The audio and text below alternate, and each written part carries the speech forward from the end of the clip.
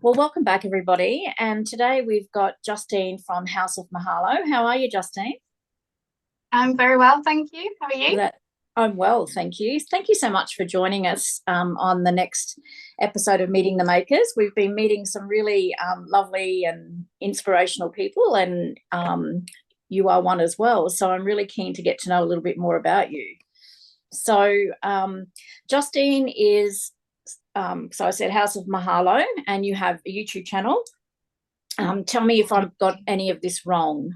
Um, Instagram, Facebook, Pinterest, blog. You're a busy woman, I tell you. And you also run a Facebook group, I think, with Mandy. Is that correct? Junk Journal Ideas and Inspiration. That's the one. Yeah, Mandy from Sunflowers and Doors. Yeah, we Yeah. run it together. Yeah. Wow. How do you do it all? Oh, I don't know. I like to be kept busy. So, yeah, I never like to be just sat around not doing anything. So, yeah, I do try to keep myself busy as much as possible. Yeah. And I think, did I say a blog? I think I did say a blog, yes. Which looks amazing, I must say. I've only just started a blog and it's a lot of work, isn't it? It really is. I think there's a lot more that goes into it than people realize. But yeah, I actually have two blogs. Because So I've got sorry, I didn't mean to cut you off because you were a travel blogger, is that correct? I still am. It's my full-time job. Wow. Um, everything House of Mahalo is on the side of that. And yeah, so yeah, the travel blog is my full-time income. Okay. So what's the name of your travel blog? That's Wanderers of the World. One. I've been doing that for years. Okay. And just tell us a little bit about that. Sure, yeah, it's a couple's travel blog. I travel with my husband, and basically wherever we go, we write about it. So it's just yeah geared towards itineraries and travel tips and just getting people out and about, following in our footsteps, basically. So yeah, that's my full-time job, and then I've got everything House of Mahalo, which I do every other hour of the day. Do you sleep? Yes. Yeah, I get a full 8 hours. Not much. Oh, that's exciting. So, have you been doing much travel? Have you got back into traveling since the pandemic? Have you gone far from home? Yeah, not too far. We've gone, so this year, Croatia and Switzerland was where we've been this year. So just Europe city breaks. We haven't gone anywhere further afield yet, but we are planning a trip to Japan for either next year or the year after. Oh, how Fingers exciting. crossed. Yeah, my eldest son's just come back from Japan. He loved it. His partner's I Japanese. bet. Oh, So absolutely. yeah, he came back, and I think 2 weeks later he wanted to go back again. So that's how much he loved it. So yeah, and great stationery. I got some lovely stationery gifts brought back for me. So you have to check them out. I'm Uh, sure you will. absolutely. Yeah. So Justine, how long have you been doing the House of Mahalo YouTube channel? It's just over 2 years, so I think about 2.5 years now. So yeah, early 2021 was when I started up Yeah. everything. Yeah. Um, but yeah, it was really the pandemic that actually got me into that because obviously being a travel blogger, as you might imagine, when we went into lockdowns and everything, my income just disappeared. Right up. So I had to find other ways to make an income. And I actually started up an Etsy shop, which was geared around what I was doing at the time, which was embroideries and cross stitches. So I sold them completed ones to put in your house, and I sold patterns for what I'd made. And it was going okay, but it wasn't brilliant, and it certainly wasn't replacing what I'd lost. So I started looking around the house for other things that I could use or make or what have you. And I had a small pile of vintage books. It wasn't anything special. They were just books that I thought looked nice on the shelf. Mm. And then I started, Googling and going on YouTube and Pinterest to think, what could I make with these books? And that's when I found junk journals. So And that's yeah, the end of that. yeah, catapulted into it. Like most of us, I think we start, we just go down that rabbit hole, don't we? And it's amazing. I love it. And I love the fact that, and you would know that you can use all your embroidery pieces and all your different crafts in it. Yeah. Definitely bricks, all of it. It's just an absolute passion, isn't it? It's just something that I don't know. It's funny because I've always loved. I've always done paper craft, and I've always done sewing, and I think like I've just given up the quilting. But the fact that I can use my fabrics and my threads and all that sort of thing in my journals, I just love it. I just, yeah, I could just do it every single hour of the day. It's the variety that helps, it's all different and you can use all those different supplies, like you said, and you can mix so many different techniques to create Mm. different journals every time. So I think that definitely helps. Yeah, most definitely. So before we get too far into the questions, did you want to tell us a little bit about yourself, a little bit more than what we've already discussed? Sure. Well, I'm Justine, obviously. I live in Bristol, UK. But I'm not actually from here. I just have lived here for about 10 years. I was from down south, near Stonehenge, actually, if anyone knows that one. Yeah. I grew up near there. And yeah, I sort of been blogging and YouTubing and everything for the past few years. I have a husband, have a dog, a beautiful rough collie called Kai. And yeah, I just kind of just do a little bit of everything really. And like I said, I like to be kept busy. So, when I'm not crafting or blogging or what have you, then I'm out and about traveling. And I'm also really big into nature. So, I'm always out with my dog walking and going to different woods and fields and all the rest of it. That's really where I belong, is out in a field somewhere. Yeah. Yeah, I do like to do that as much as possible as well. And a bit of gardening I've seen recently. Oh yes, well that's a new venture. Um, yeah, we've been here about 5 years and we finally decided to start working on our garden. So out back originally it was just a dirty patio and broken up decking from when we moved in. And so we stripped all that back and we turned the patio into a circular flower bed. And we got rid of the decking and laid grass, and we've now got a border around that as well. And I've been doing tons and tons of research into what can I grow that I'm not going to kill and grow that, would do well in the position. So yeah, I've done a lot of research and learning about that. So fingers crossed. I'll probably keep everyone posted on my blog as to how it actually goes, because obviously now I'm just waiting for everything to grow, hopefully. Well, it's looking good. Looking good so far. So you've done well. Thank you. Well, I don't think I said at the beginning, but as per all the other videos, I will put Justine's social media accounts and everything in the description. So please head over and check her out. She does some beautiful work. So I guess we've sort of touched on this already, how you got started, but was there anyone in particular that inspired you to start creating junk journals? Sure. So, as I said, when I started, Googling and YouTubing, I think there were a few channels that I started watching a lot in the beginning. So that was Natasha from Treasure Books, Pam from the Paper Outpost, uh, Tanya from Tatty Treasure, and Rachel from Rach and Bella Crafts. They were sort of the ones that I basically went into binge watch mode, Yeah. watched everything they'd made, and from there, obviously, learned a lot of tips, a lot of advice, and a lot of projects that I could have a go at. And I think it's important though that whilst I watched their videos and I tried to follow their style, it took me a long time to realize that actually all of our styles are different and all of the things that we like to do are different. So, from learning from them, I was able to practice and get better at what I like to make and what my preferences are as well. So I think definitely take inspiration from those people, but don't get too frustrated if it doesn't turn out the way they've done it, Mm. because we've got different supplies, we've got different tastes, so things will change and adapt and evolve as you go.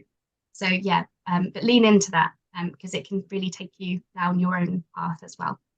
That's great advice. We all need to take that on board a little bit more. I think we all do tend to compare ourselves a little bit too much and get frustrated when we can't make something look exactly the same. But I think it's, as you say, we've all got different styles and different products, so of course it's going to look different to what someone else makes. So, do you have a memory of your first time ever being creative?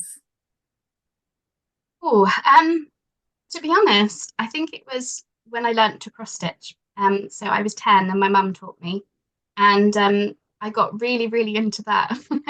I think I was cross stitching a new picture every few weeks. I was really, really into that for a long time. And so I think I dabbled with stuff before that. So, I did like colouring and little arty projects as a child, Mm. but I think from 10 is probably when I really went for, oh, creating's fun. I like this. So probably then. I've never tried cross stitch at all. I've just, I don't know. I think my eyesight's not that good. I think you'd have to have good eyesight to do the counting. Is that correct? Yeah. Yeah, it's I'll, quite small. And if you skip counting, then you kind of have to go back and fix it or change it up a bit. I'll give it a miss, I think. I'll stay to my junk journals, keep with my junk journals. So, Justine, in what way does being creative affect your daily life? Um, yeah, so obviously it's therapeutic. I think a lot of us say that, but for me, it actually keeps me balanced. So we've already alluded to the fact that I'm quite busy. Because I'm self-employed, I can sometimes get into work, work, work mode. And if I did that in my day-to-day job, I would be on my computer for, 8 hours a day, 7 days a week. Um, with crafting, although I do have the blog and YouTube, which involves laptop work, of course, it also makes me come away from the computer and actually sit with something physical. Mm. And so I definitely find that I've got a lot more balance between that and work, compared to how I was before. So I think for me, that's the biggest thing. It's hard to, I find it hard to, like when you work from home. So I work from home now as well, full time. And it's hard to stop, isn't it? It's hard to go, okay, I need to wind down, stop, and forget about it because it's there all the time. I'm still learning how to do Absolutely. that. Haven't quite mastered it. I have to chat to you later on and get some tips, I think. So you make beautiful junk journals. What's your process when you're creating a new journal? Is there anything that you specifically factor into when you first start? Sure. So I like to make themed journals. So although I focus now solely on nature, mostly 99% of the time, obviously that changes throughout the year. So I kind of sit down with what the season is. So for example, now I'll be looking at woodland stuff and autumn coming up. Um, and when I've got that sort of theme in my head, I then go around all of my supplies and I just start gathering stuff. So I've actually got a tray that was a bit of packaging, but it's got like different compartments in. So I'll actually collect, stickers and fussy cut and clusters and laces and things that I think would go with my theme and separate them out into this tray. And I go through all my papers and all of my packaging and everything, finding the stuff that would work with it. And I find that by doing that, it allows me to see what I've got because it's very easy to forget. And also, it can spark ideas because you're sitting with, maybe I've pulled a bunch of envelopes because they're brown, which goes with woodlands. And then clearly, I need to make a bunch of stuff with envelopes. So it allows me then to sit down and say, right, I've got this stuff to use up, this stuff to use. Let's, go and write down some ideas and go with it. Um, I find that once I have an idea in my head, I have to just kind of jump on it because clearly inspiration has struck. And Mm. I think if you sit on it for too long, that thought can kind of go out of your head and then you've probably gone on to something else. So once I know what I'm making, I just get on with it then. Oh, you are very organized because I hunt and gather, but I just pull everything out and just shove it on my desk. Maybe I need to find a tray like you've got. That makes a lot of sense, actually. And then I end up working in a space about this big. The struggle's real, isn't it? So you said you do a lot of nature themed journals. Is there anything else that you've seen in the junk journal world recently? Any themes that you particularly want to have a go of, like boho or something like that? Well, I have tried boho in the past, but it actually had ended up having a floral boho theme just naturally. Um, but no, I'm very happy sticking to nature because in the beginning, everyone was doing a lot of vintage stuff. And I love the journals that people make. Honestly, I love them. The black and white photographs, it looks really cool. Mm. Anytime that I sit down to do it, I just the inspiration just does not come from me sitting down to do it. So I sort of realized from that actually nature is my bread and butter, and I'm happy with that. But I do like to change up the journals that I make each time. I don't like to keep doing the same thing over and over again when it comes to the style of journal. So, I've tried envelope journals, folios, lap books, altered books. I've tried it all. But one thing that's come up recently is flip flop folio, I think it's called. That seems to be quite popular at the moment. So I want to give that a go now. Yeah, I noticed too that you use lots of lace in some, well, not all the time, but you use lace in your things that you make. Do you find them at op shops, or what do you call them, thrift shops over there? What? Charity shops. Charity shops, yeah. Do you go scouring the charity shops for your lace, or do you buy it new, or? I've never actually been able to find lace in the charity shops here. There's a town not far from where I live, which has charity shop after charity shop. There's like a whole row of them, about 10 or 12. So I've never actually been able to find lace. Where I have found it is actually eBay. A lot of time people are completely destashing whole hordes of lace. And I think I was very lucky, I don't know, I think it was last year, where someone was selling an entire box load of their laces for about a £5. And I haven't bought any since then because I'm still going through it. It was that much stuff in there. So keep an eye on eBay would be my tip, because people are destashing all the time. Yeah, I don't ever go on eBay, actually. It's funny, isn't it? Where we all shop differently. So, so would you say you have a certain style? So this is a funny one. I don't think that I do, but I know a bunch of my subscribers say that I do. They say they could pick out my stuff in a lineup. So I think it's one of those funny things, is that maybe not to ourselves, we don't think to ourselves that we have a style, but other people notice that we do. So yes and no is the answer. I probably do, but I don't see it myself. You don't see it. Yeah. And I suppose you don't like to, like most of us, you don't like to definitely put yourself in a box. You like to be able to try different things. Yeah, absolutely. I do like to change it up. That's all part of learning, isn't it? And trying new things. Do you have any tips and tricks for our fellow creators that you might be able to help them with on their creative journey? I don't know if it's necessarily a tip, but it's something that I wish somebody had sat down and told me in the beginning, which was to take time to hone your style.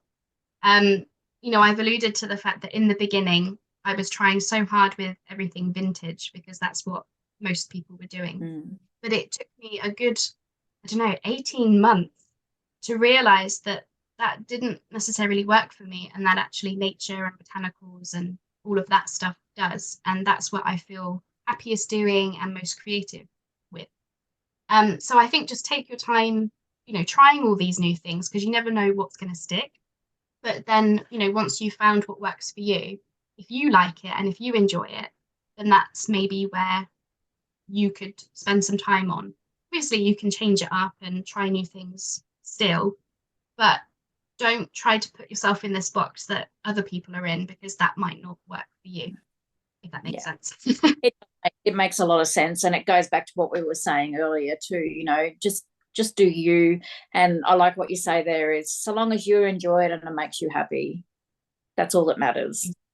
Yeah, definitely. And that's difficult to remember is, you can get caught up in, how many likes have you had and what's popular and what's not, but really none of that matters. It's, what makes you happy and what you enjoy.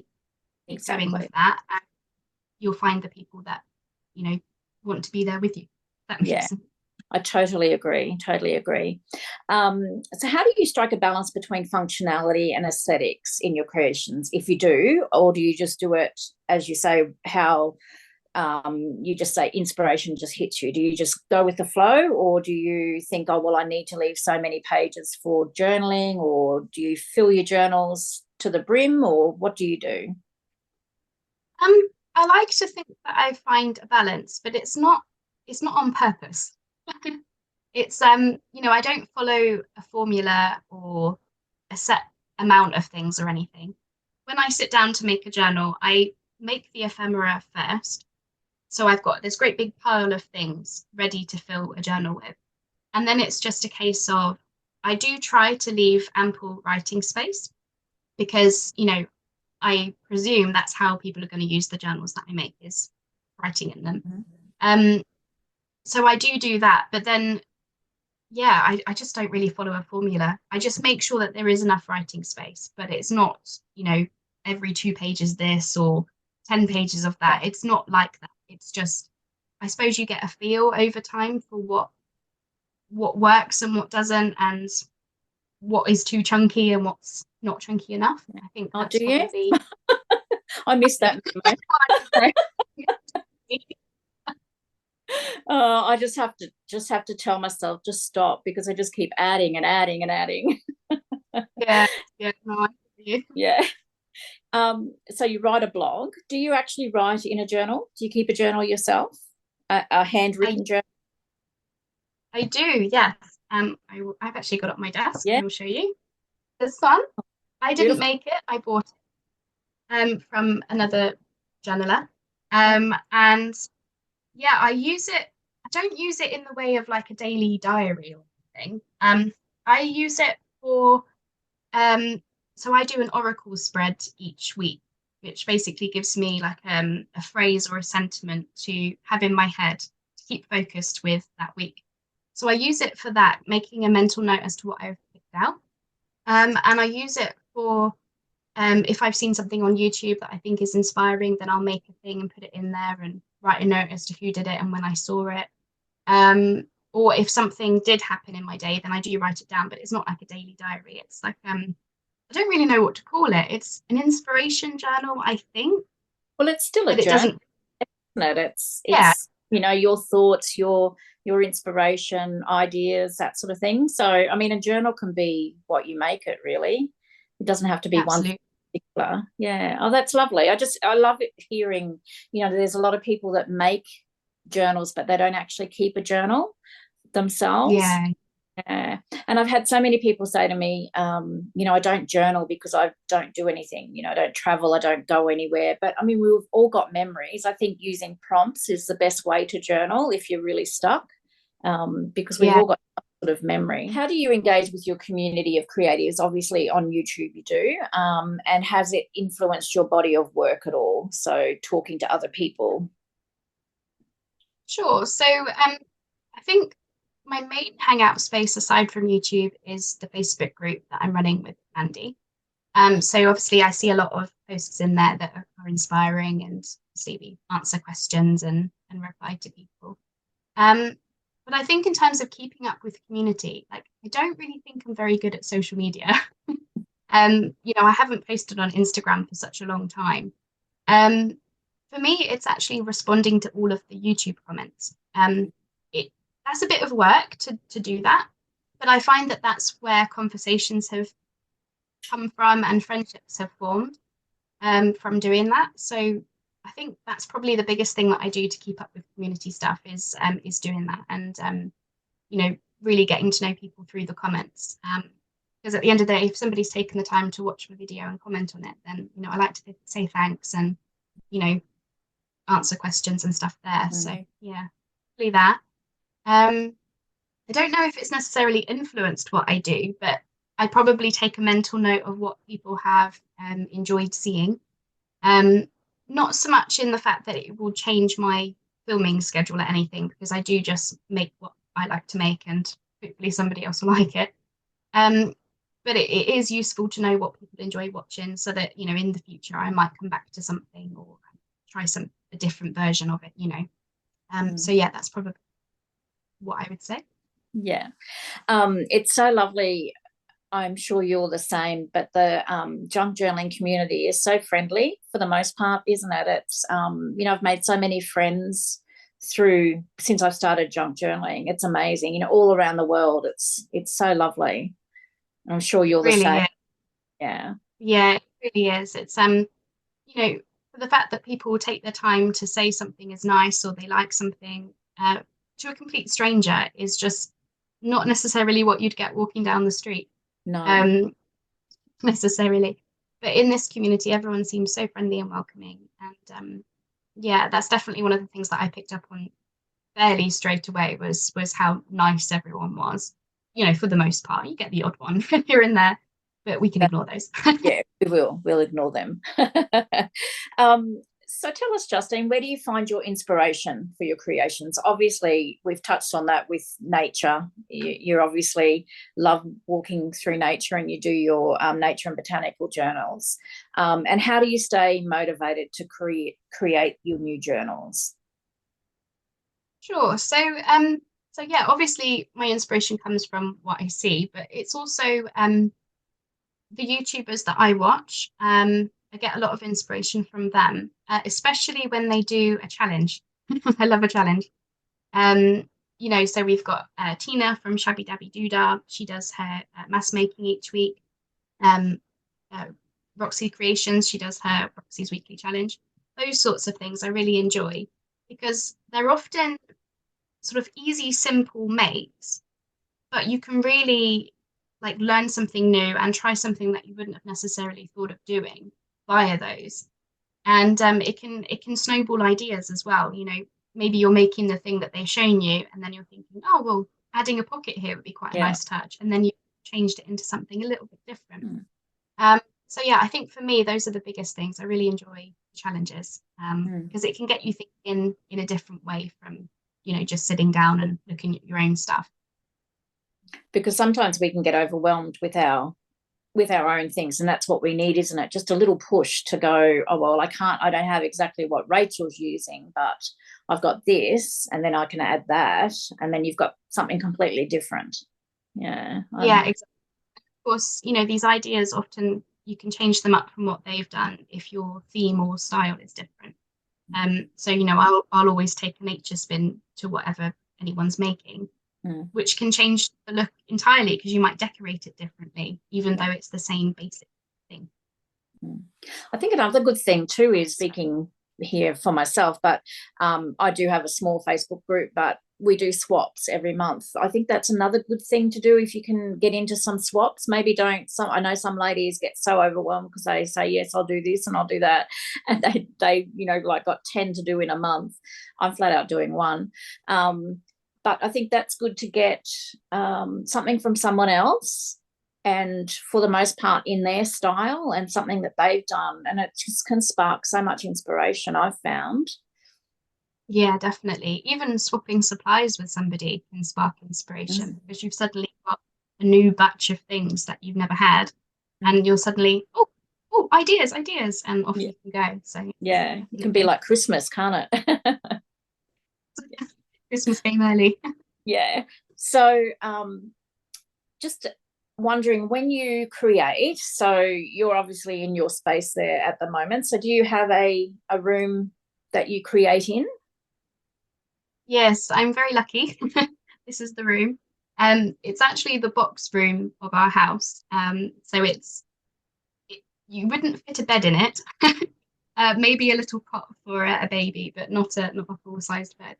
But I'm lucky to have it because I can close the door. It's mine. I've got it all organized up for how I like it. And it's my space for blogging, which is where I'm sat now. And then I just swivel my chair, and then I've got my crafting and YouTube set up next to me. So that's definitely been a big help. I know not everyone can have that, but it's nice, and I am definitely fortunate to have my own little space bubble that I can escape to. Yeah, that's nice. When you so you've got it set up, so do you find that you like to have the things that you use all the time close to hand, and then you have, say, excess stuff stored away in drawers or something? Is that how you create? Kind of, yeah. I didn't do that on purpose. I think just naturally, you're sat here and you're thinking you just want to be able to grab things. So I think naturally kind of evolved into that. So I've got like I'm just looking over to my desk to remind me what I've actually got over there. I've got like a box of mini drawers that has like stickers and eyelets and little things like that I can just grab when I want. And then I've got my glues on my desk and my distress inks. And then I have some drawers underneath my desk, which has like my laces that I use a lot, and washi tapes and stuff. So yeah, I think naturally I've got stuff around me. And then I've got these cubbies that you can just see, which has all my papers and packaging and stuff, all organized by category of things, so that I know exactly where things are when I need to go and get something. It's definitely, if you can be organized, even if you don't have your own room, just have, a set of drawers where and label everything. I know for myself, speaking for myself, if I have everything everywhere, I just find that I find it hard to be productive. I don't do anything. Whereas if you've got it all labeled, or at least, in cubbies or whatever, it makes it so much better, doesn't it? You enjoy it so much more, I guess, is what I'm trying to say. Yeah, for me, I'm the same. I do like to have things placed around, and I do like to have, a nice big space to create in. But I do know that there are some ladies who prefer everything everywhere. That works for them. So it's a case of do what works for you. But yeah, for me, it's yeah, Oh, everything in its place. yeah, well, I mean, when I create, I'm like that. I have everything everywhere. Yeah, It's like child high. man. It's horrible. And then, yeah, you're trying to, doing this, you're trying to find everything. It takes twice as long to create. But anyway, I think we're all the same. I think we are. So we all lose our mojo at some point. Is there anything in particular, like do you get up and go for a walk, or what do you do to get creating again?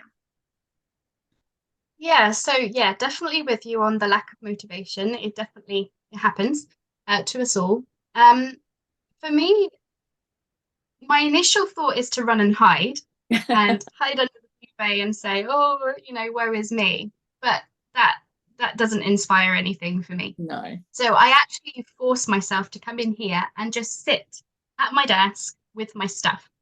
And maybe I'll see something that wants, tidying up or putting away or organizing. And that can get you looking through your stuff. And for me, that is the biggest thing is I suddenly see something, I forgot I had that, or I've not used that in a long time. And again, same as the way that I do it before. If I get an idea, I just go with it then and there because inspiration has struck. And from that, creativity can snowball because once you start, getting back into it, other ideas can come as you're making something. So yeah, for me, sit with your supplies, and before you know it, you've got ideas hopefully come in. I think that's the biggest thing. It's very true. Once again, going back to the organising, I think I find I get more inspired and find my mojo comes back once I start deciding to. I think it's probably a little bit of procrastination as well. Like, oh, I'm going to organise all my stamps today, and then get started, and then you're like, oh no, I'm not. I'm actually going to stamp, and then you get an idea. So yeah, it's Yeah. I find that I've got so much because I've been paper crafting for over 30 years, so I have so much stuff. And I find it overwhelming. So what I tend to do is I have on my desk what I use all the time, and I have a certain amount of stamps, certain amount of washi tape, that sort of thing. And then every few months I'll switch it out. So I'll put different stamps and different washi tape. I mean, I can go and get other stamps and that when I want to, but at least I've sort of rotating my product a little bit, or my supplies, my stash a little bit, and trying. Well, I'm got some. I think my kids will probably burn it all when I go. It's just there's just so much stuff, and we keep just buying or getting from the charity shops or op shops we call them here, don't we? It's just I don't know. It's a disease. It's a disease, and I'm not bad. Oh, yeah, I'm on a supplies buying ban this year, Are you? because I've only been doing it for a couple of years. But yeah, I've developed this hoard of stuff, so I can only imagine what yours must look like. Yeah. But yeah, I'm on a supplies buying ban this year where I'm only buying the essentials, blues mostly, and other stuff is just nope, nope, nope, don't have it. You can wait, because yeah, otherwise I think it'd just be too overwhelming. It is. It does get overwhelming. Um, so, do you have a favorite technique that you use, or a favorite tool that you use? Um, I don't know if it's necessarily a favorite, but it's a tool that I'm really glad that I treated myself to, which is I've got this scoring board that most of us probably have. It's a 12 by 12 size, and it folds up, and it has a like a trimming and a scoring function on it. You can like Okay. um, that for me was it took me about 18 months to say to myself, go and buy it. But yeah, I eventually did, and I'm so glad that I did because I do a lot of stuff with scrapbooking paper, and I like to, fold up the papers to make pockets and various things. And yeah, I'm glad that I finally treated myself to that one, but it did take me a while to convince myself I needed it. And once you got it, you probably thought, why didn't I do this earlier? Little bit, yeah. Have you faced any challenges, Justine, with regards to your creative journey? Yes, as I'm sure we all have.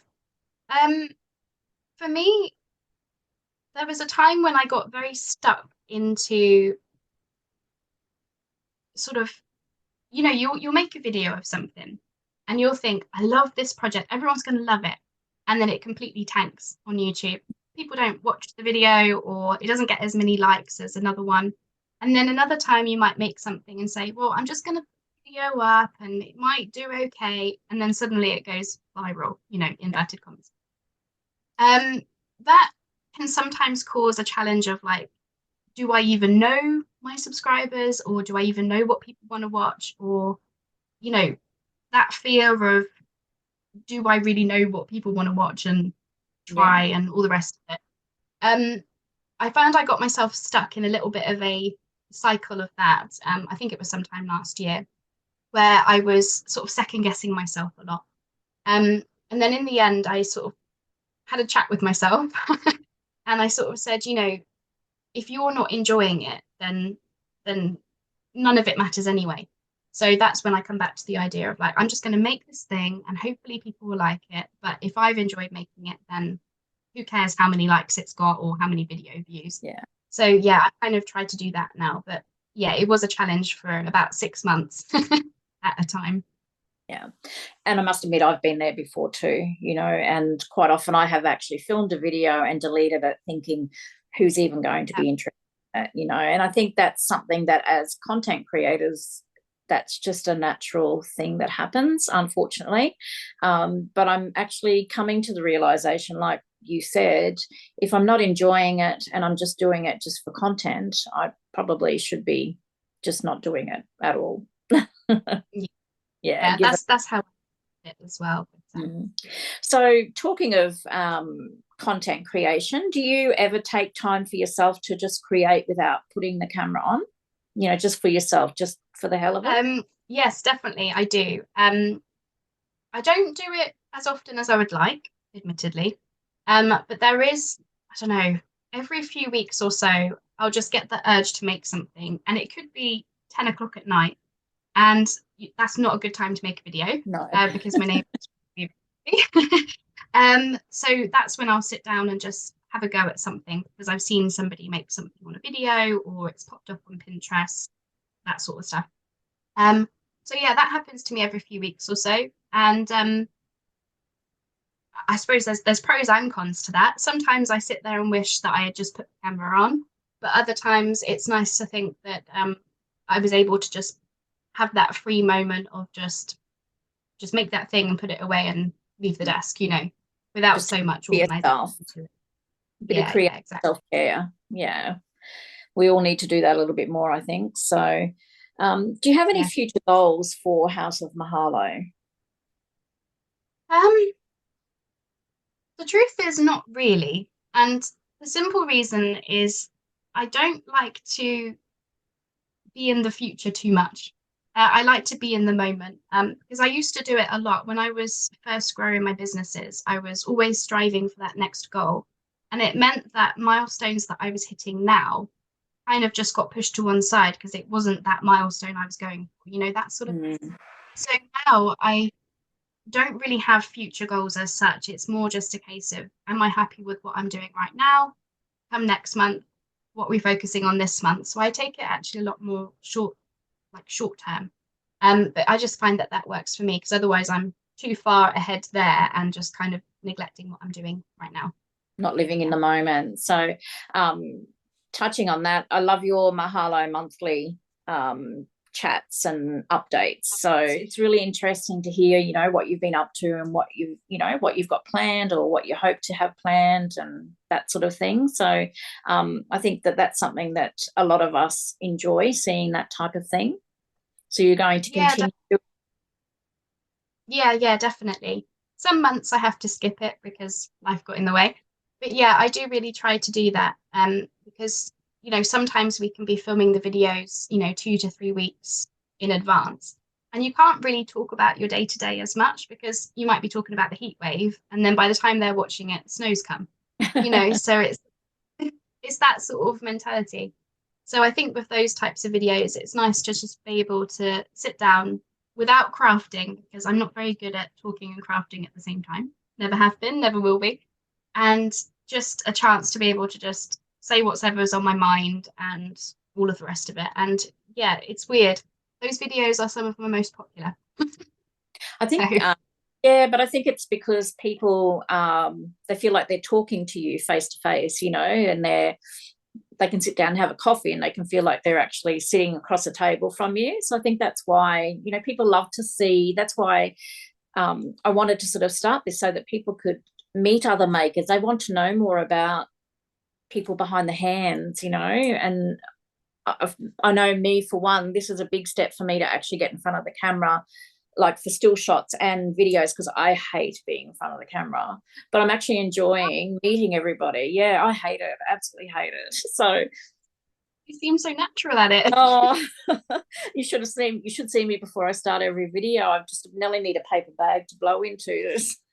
Like, calm my nerves. But I mean, I feel, like the people that I've spoken to, including yourself, like we're just the same sort of people, we're nothing different, and it's just so nice. I just feel comfortable chatting with you. So I think that's why probably those videos at the Mahalo monthlies that you do are so well received, is because they're getting to know a little bit more and they're actually seeing you. So yeah, I think they're lovely. Yeah, I want to see you do those. Keep them going when you can. I mean, yeah, you're busy. So I understand when it's just, we all have plans, don't we? All like to think that we can do this, this, and this. And then, as you said, life gets in the way. Yeah. If you could offer one piece of advice, what would that be? Just start.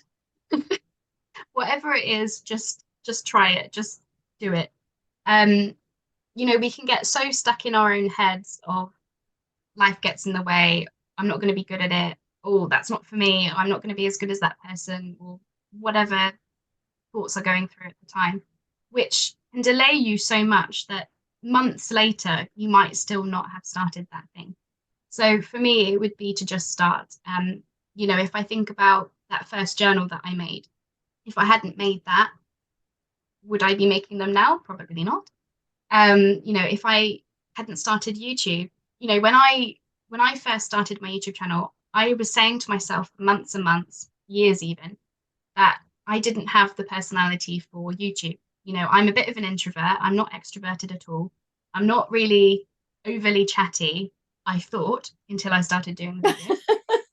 Yes, exactly. And so, yeah, I just one day sat down and said, I'm just going to make a video. And it sort of, yeah, it just snowballs from there. So whatever it is that you've been wanting to do, just do it. And you can work on it and you can get better at it and you can, really settle into it with time. But you can't get there before you start. So yeah, that was a long way of saying start. Yeah. And I think most of us, though, most people that are creative love to share any knowledge that they have. That's how we all learn. I mean, I learned from so many different people. I've learned, lots from watching your videos, and if we don't share what we know, we're all just going to be stuck, aren't we? It's about sharing and just making those contacts and letting everybody, what I'm trying to say is there's no sense in just keeping it to yourself. Yeah. I agree. Yeah. So one other thing I wanted to ask you as well, your hubby, he does 3D printing, I see. He does. And does he sell his wares as well? He does. He has an Etsy shop and he does craft fairs. So every so often he'll do a in-person trade show event. So yeah, how long has he been doing that now? I think he started that a couple of years ago during the lockdown. Yeah. And then he went full time on that about 18 months ago. Oh, good on him. Yeah. Yeah, he's doing really well at it. I don't understand it. I'm not gonna lie. I see what comes out and I see what goes in, but I don't understand the in-between bit at all. No, exactly. My youngest son has two 3D printers. He's got two of them, a smaller one and a larger one. And has done all these amazing items. And when he's doing them, I just look at them and I go, how does that, how does it go from filament, long stringy filament to that? It's just incredible, isn't it? Yeah. It is amazing. The detail they can get on some of these things is just mind-blowing. Yeah, definitely is. So I think we're pretty much near the end. Is there anything else that you wanted to share with us about what you get up to? Or do you think we've pretty much touched on everything? I think we're pretty much touched on everything. Yeah. I'm probably one of those things where we'll end the call and I'll say, oh, I should have said that, but That's okay. That always happens. So, Justine, what I like to do is just ask what your favorite quote or affirmation is. Can you share something with us? I can. It's something I actually have on my desk, which is done is better than perfect. It kind of goes to the whole just start thing, which is, if we strive for done, and then once you've got that thing done, whatever it is, I approach this from making journals, from writing blog posts, everything, gardening work. Just start it, just aim for done, and then you can add to it and change things after that. I don't think perfect exists, but I'd much rather, strive for done. Yeah, I don't. Yeah, what is perfect? Perfect in someone else's eyes is different to what's perfect in my eyes. So that's a great one. Excellent. All right. Well, look, thank you so much for joining us. I really loved chatting with you and getting to know you a little bit more. And yeah, we will catch up again at some stage. I will put Justine's details down below. So remember YouTube, Instagram, Pinterest, Facebook, blog, Facebook group. And Wanderers of the World, was that your travel? Okay, I will put that down there as well. So go and check all of Justine's social media out. You won't be disappointed. So thank you once again, Justine, for joining us. And we'll chat again soon, hopefully. Thank you so much for having me. It's been fun. Hey. Yeah, it's been a pleasure. Thank you, and we'll talk soon. Bye. Talk soon. Bye.